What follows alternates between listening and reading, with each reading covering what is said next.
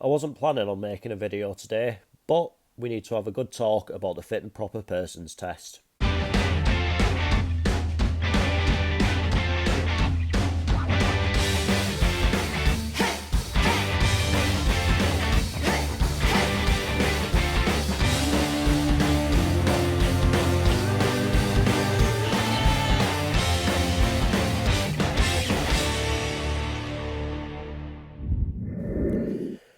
Right, so obviously I was not intending on doing a video today at all, as per what I said at the end of Tuesday night's video. But I think with the statement that's just been released by Scunthorpe not that long ago, I think you've just sometimes just got to, haven't you? I mean, this won't be a proper extensive look into Scunthorpe as a whole. It is more to maybe just have a little bit of a go at the fit and proper persons test, and why I personally think it is an absolute sham, if I'm quite honest with you. The gist of the Scunthorpe statement, and it is in the there is a link for it in the description for you to have a full read of it yourself. But basically, Scunthorpe owner David Hilton, who took over the club, I believe, in the new year, so not that long ago at all, really, has announced that he is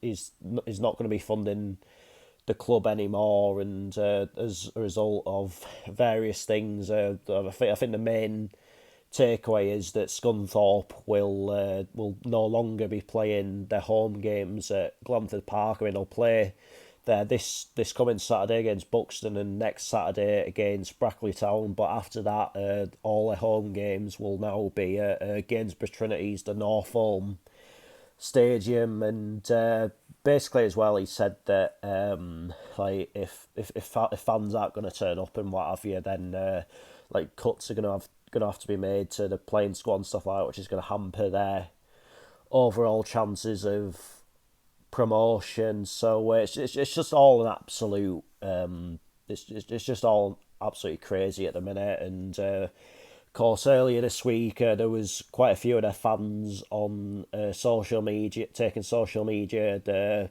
showing screenshots of an email that they'd received from the club saying that they'd been given a banning order from their games. I think they've basically just been given banning orders for voicing their opinions of what's been going on online. I mean, it was like, I think when you think of banning orders, what can you, what sort of things could you do that really sort of justify banning orders? I think the main ones have obviously got to be forms of discrimination like racism, homophobia, sexism, anti-Semitism, any other discrimination against like race, religion, gender, like whatever. I think as well, obviously, antisocial behaviour, like violence, etc. But I think if you're going to ban people for football fans are having opinions, then quite frankly, the attendance at every game in the world is going to be zero, because every football fan has got an opinion of some sort on their club, and I think obviously I think every fan of every club everywhere, like no matter what level they're playing at, whether you're Man City, Man United, Liverpool, and you're getting in, like you're getting European football year in year out, or if you even if you're like at like Wearside League, North Riding League kind of level, I think every fan of every club just wants what's best for their club, whether that be like. I mean, sometimes obviously you'll have a bad game, you might get a pretty heavy defeat, you might get knocked out of the cup, you might even get relegated. But I think most fans just want something that is a good community asset, because that's what these football clubs are.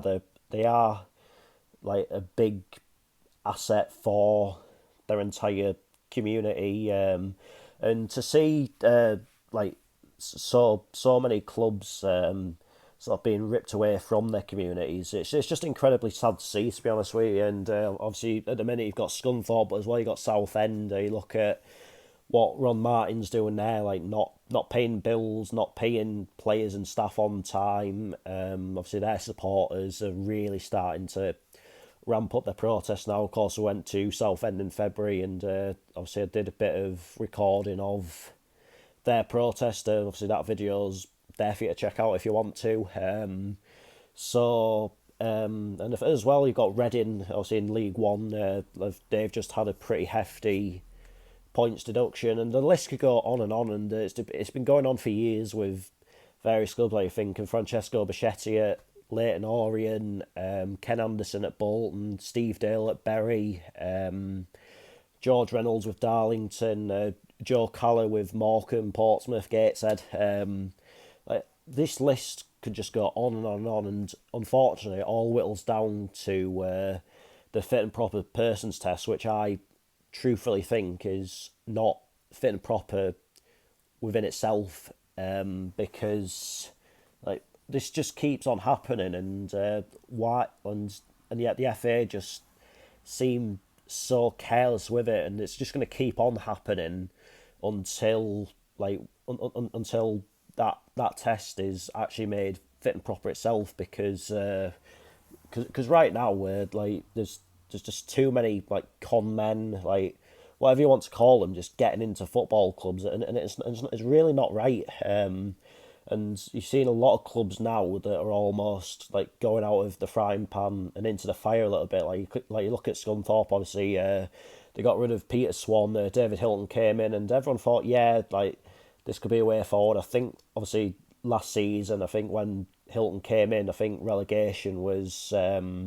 I think that their fans are almost resigned to the fact, but I think they were maybe thinking, okay, they're going to go down to the National League North, but this could be the start of the rebuilding process. But obviously things have emerged over the last few weeks. Stories about David Hilton's past and what have you, and it's just all come crashing down again. And I think the saddest thing with Scunthorpe's situation is that it seems to be the fans that are getting blamed for it, and the owners don't really want to take any responsibility for their own actions. And like you look at Southend as well, that's just the total carelessness of one man. And if he doesn't want to be then just sell up.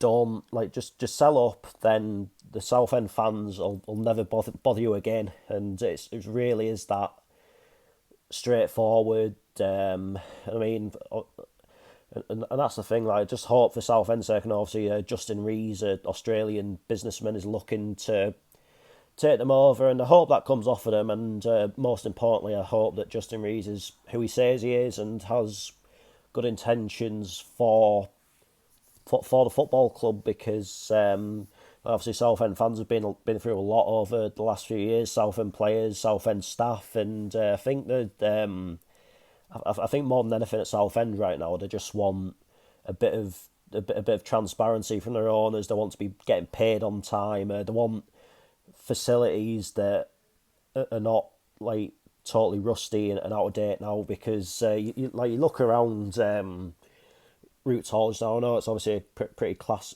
It's a bit of a old time and like classic kind of ground, but yeah, there's a lot of things that almost for safety's sake could like need that bit of TLC that just aren't getting it.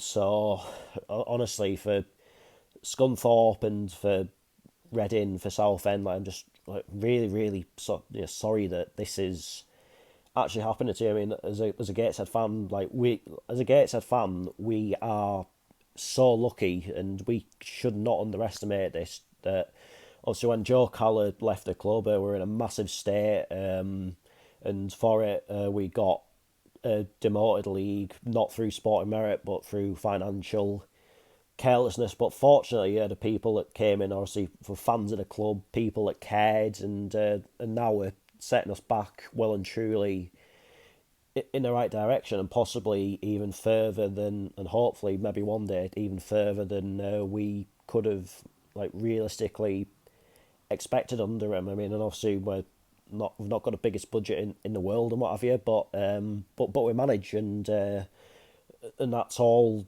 we ever wanted for our club, and I'm sure it's like all Scunthorpe fans want for their club is just an owner that cares to be playing football in Scunthorpe, and just to have a football club that they can relate to, and that's the same with Southend, same with Reading, same with any club that's going through this now or has been through it in the past. But yeah, I really hope that all the clubs in question can get something sorted. I mean, I know obviously folding and coming back as a Phoenix club isn't quite what like some people maybe had in mind, but it can work. Like you look at